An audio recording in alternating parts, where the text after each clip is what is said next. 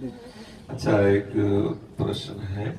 हाँ, आपने कहा स्त्री शरीर है तो पुरुष शरीर की आसक्ति और धन की आसक्ति।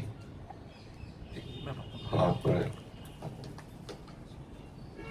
आपने कहा स्त्री शरीर है तो पुरुष शरीर की आसक्ति और धन की आसक्ति, और पुरुष शरीर है तो धन की आसक्ति हाँ। और स्त्री शरीर की आसक्ति। तो स्त्री शरीर की आसक्ति को कैसे समूल नष्ट करें? मैं विवाह नहीं करना चाहता हूं पर मुझे स्त्री आसक्ति हाँ, होती है, सबको होती है। मना कष्टान इंद्रियाणि प्रकृति स्थान कर्षति। प्रकृति का आकर्षण सबके हृदय में होता है। इसी आकर्षण को मिटाने के लिए साधना की जाती है। यदि हम भगवत नाम जप करने वाले संतों का संग करें और नाम जप करते हुए पूर्ण प्रभु के आश्रित अंदर से हो जाए, प्रभु जिसमें हमारा मंगल हो आप वो करना। पहली बात तो ये होनी चाहिए। यदि आपको गृहस्थ आश्रम से ले जाकर के और अपने चरणों में लाना है तो मैं आपके चरणों में समर्पित हूं, और यदि विरक्त बनाना है तो अंदर की आसक्ति भले जलाती रहे लेकिन नाथ हमारे द्वारा कोई गलत आचरण न बने। प्रभु से प्रार्थना करते रहना चाहिए। सीट की चाप सके को दासु, बड़ रखवार रमापति दासु। जिसके भगवान रखवाले हैं उसे कोई परास्त नहीं कर सकता। आसक्ति सबके हृदय, जितने संत महात्मा सबको पूछ लो, जितने बड़े बड़े महात्मा हुए, या तो भगवान और या तो भगवत स्वरूप आचार्य से जितने संत हुए उसी आसक्ति को मिटाते हुए वहां पहुंचे। कोई ऐसा नहीं कि जन्म से अनासक्त हो। जन्म से अनासक्त है वही जो भगवत स्वरूप को प्राप्त हो गया है। अब वो कारक पुरुष अवतार लिया है कार्य करने के लिए, इसलिए अनासक्त रहे। बगैर प्रत्येक साधक इसी आसक्ति से ही आगे बढ़ता है। कोई ऐसा नहीं है जिसके हृदय में काम वेदना न हो, कोई ऐसा नहीं है जिसको शरीर की परस्पर आसक्ति न हो, पर इसी आसक्ति को मिटा देना हमारी साधना है। हम अंदर से जो आसक्ति रहती है वो बाहर चेष्टा कराने की अंदर प्रबल प्रेरणा करती है। अगर हम उस चेष्टा को न करें और उस प्रेरणा, कई बार चर्चा है, अगर उस प्रेरणा को हम सह जाए और भगवत भजन में लगे रहे, धीरे धीरे वो अंदर जो प्रेरणा आती ना, विषय प्रेरणा, वो शांत हो जाएगी और हमारा हृदय एक दिन इतना निष्काम हो जाएगा कि सामने ये सब वस्तुएं होने पर भी संयोग की इच्छा नहीं रह जाएगी। हृदय में जब अपने हृदय में ही इतना आनंद मिल गया तो बाहर बिल्कुल सुख नहीं है, नहीं है, नहीं है। जो भ्रमित होकर उस सुख की खोज में कर रहे हैं वो सब परेशान हैं। जो सच्चिदानंद सुख में निमग्न है उनके हृदय से पूछो, सुख नहीं है, कहीं भी नहीं है। अगर होता तो जिस स्त्री को आप सुंदर देख रहे हो उसी का पति किसी और स्त्री की तरफ देख रहा है।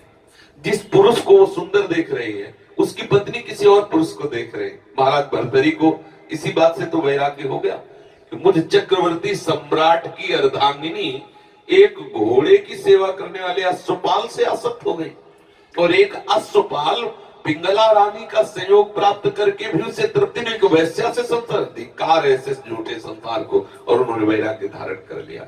क्योंकि अगर वहां रस हो तो मिले, कहीं है ही नहीं, केवल एक भ्रम।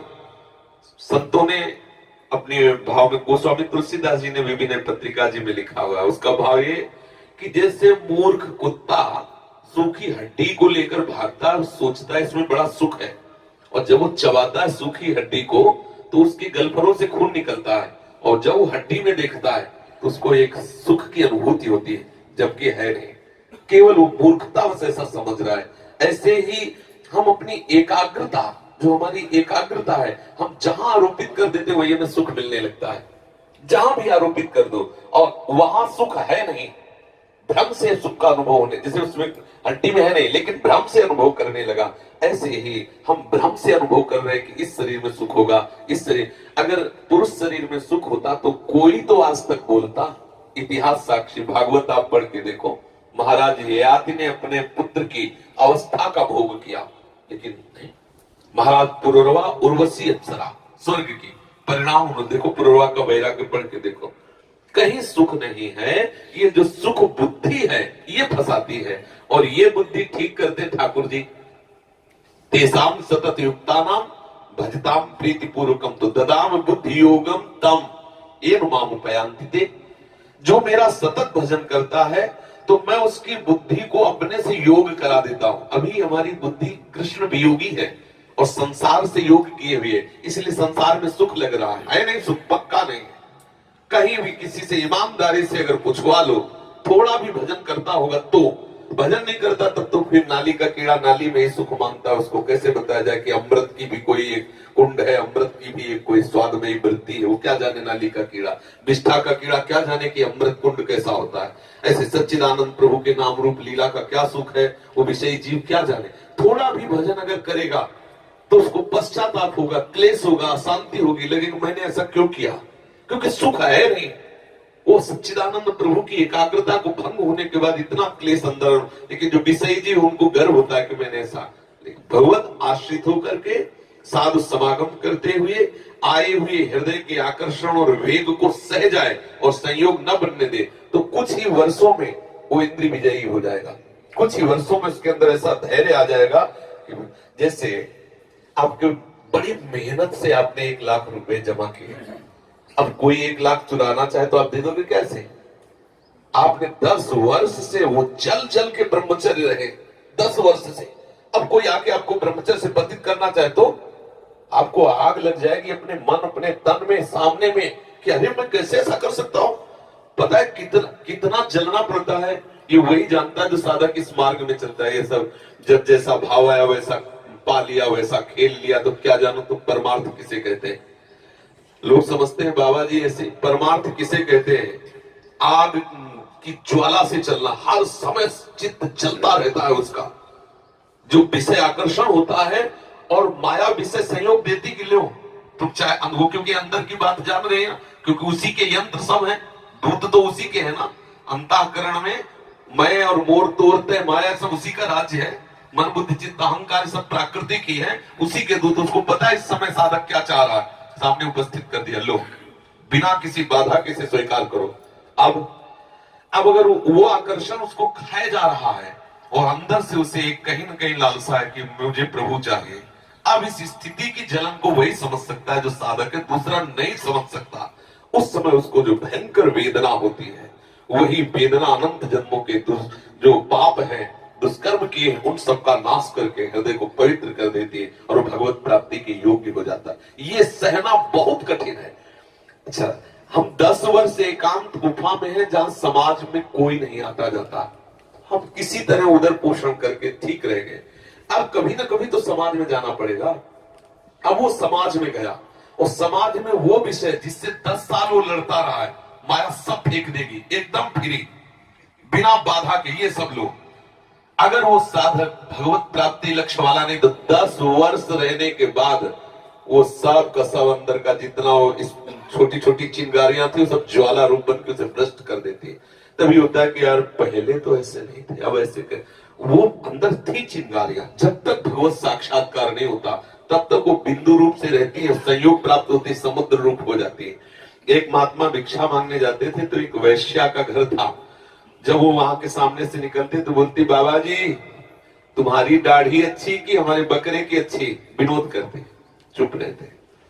एक दिन उनको सन्निपात हुआ, लगा कि शरीर छूटेगा, उनका उस वैश्या को बुलाया और बोले, बेटा मेरी दाढ़ी पवित्र है। तो उनका, महाराज ये तुम विनोद में कहती थी, आज आपने कैसे बता दिया, आज क्यों, पहले क्यों नहीं कहा?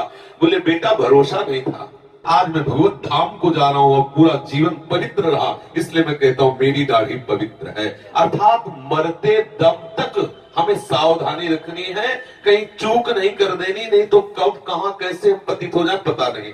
इसलिए ये पूरे जीवन का युद्ध है। प्रभु से प्रार्थना करें, यदि स्त्री आसक्ति हो कि नाथ आप देख लो, यदि आप मुझ में ऐसी सामर्थ्य देख रहे हो कि इस मार्ग में चल पाऊंगा तो विरक्त बनाए, नहीं तो गृहस्थ मार्ग से होती। बहुत बढ़िया है, किले की लड़ाई बहुत सुरक्षित लड़ाई होती है। गृहस्थी से भगवत प्राप्ति किले की लड़ाई है। वहां काम क्रोध लोभ मोह मद मत्सर अगर आक्रमण करेंगे तो आप किले के अंदर सुरक्षित है, धर्म में है, आप पतित नहीं होंगे। मान लो एक पत्नी व्रत है, आप धर्म पूर्वक गृहस्थी का पालन करते, अधिक साधु महात्माओं की सेवा करते, नाम जप करते, ग्रंथों का स्वाध्याय करते, पवित्र आचरण, तो आप महात्मा हैं। आप वहां से धीरे धीरे निवृत्ति मार्ग में आ जाएंगे। अच्छा, जो निवृत्ति मार्ग में चला दौड़ के और एकदम गड़बड़ा के गिर गया, अब वो कैसे उठ सकता है? विचार करो।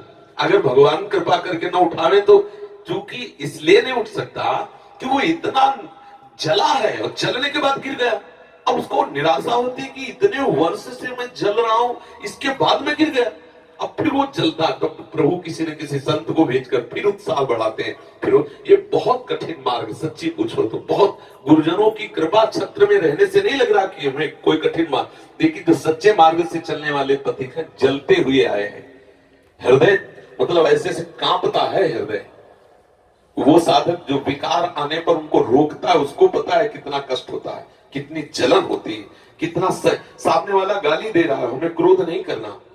अब वो देख रहा है कि क्रोध नहीं कर रहा तो और कह रहा, बोला दबा, और वो गाली देता चला जा रहा है, और आके पीट दिया, फिर भी नहीं बोलना। अब सोचो अंदर कितना बड़ा, अभी भगवत प्राप्ति हुई नहीं, भगवत प्राप्ति की लालसा से वो पीट रहा है, भगवत प्राप्ति की लालसा से वो आकर्षण को सह रहा है। ये बाहरी, ये माया बड़ी विचित्र है। जहां तुम्हारे अंदर जो आकर्षण होगा वही दृश्य सामने वो पैदा कर देगी। अब ऐसे तो शांत बैठे हो, लेकिन सामने आपने दृश्य देख लिया, अब तो और आग लग गई हृदय में। अब क्या करें? अब हाय हाय करके पुकारता, हे हरि रक्षा करो रक्षा। अब इतनी जलन सहने के बाद जब कहीं वो फिसल जाए अगर, तो फिर सोचो कैसे चढ़ना हो सकता है। पर हरि के आश्रित होने के कारण हरि उसे संभालते हैं। बिना भगवत प्राप्ति के निर्विकार स्थिति नहीं होती। कभी भरोसा न कर लेना चाहिए अपने पर। हरि साक्षात्कार होने के बाद वो भुना हुआ चना है, जैसे भुने हुए चने में आप चाहे जितना खाद पानी लगा दो, अंकुरण नहीं हो सकता। ऐसे भगवत साक्षात्कार किए हुए महापुरुष के द्वारा नहीं स्वात्मा रामम विषय मृग तृष्णाम भ्रमेति। भगवान के परम प्रिय भगवत स्वरूप वाल्मीकि जी महाराज कह रहे हैं कि हे राम जी, तुम किनके हृदय में निवास करो? बोले काम क्रोध मद मान न मोहा, लोभ न क्षोभ राग नहीं द्रोहा, जिनके कपट दंभ नहीं माया, तिनके हृदय बसहु रघुराया।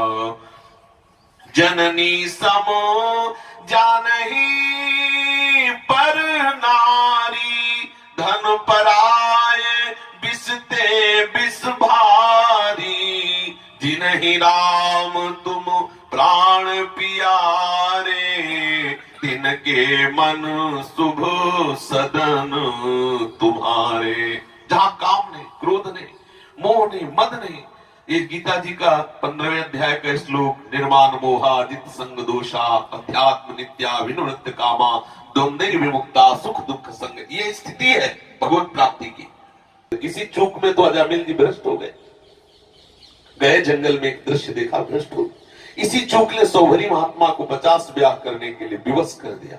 ये छोटी छोटी जो शास्त्र हर बात का निर्णय करता है। कहीं भी कोई भी मैथुन धर्म से युक्त जीव हो, उससे दृष्टि से साधक अगर भूल से चली गई, दोबारा नहीं देखना चाहिए। शास्त्रकार अगर देखते हो तो आप भ्रष्ट हो जाओगे, आपका मन मलिन हो जाएगा, आपका मन संयोग सुख के लिए लालायित हो जाएगा और भ्रष्ट हो जाएगा। अरे कहीं कुछ सुख नहीं, केवल आकर्षण का सुख है। हरि गुरु चरणों का आश्रय लेकर उनके ऊपर समर्पित हो जाओ, सब ठीक हो जाएगा।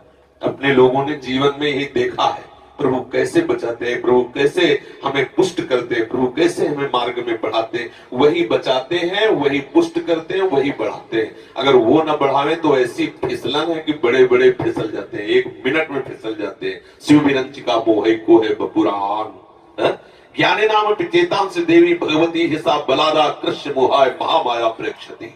बड़े बड़े ज्ञानियों के चित्त को बलात् आकर्षित कर ले, उसे भगवान की माया कर। दैवी हेषा गुणमयी मम माया दुरंत्या, मामेव ये प्रपद्यन्ते माया मेता।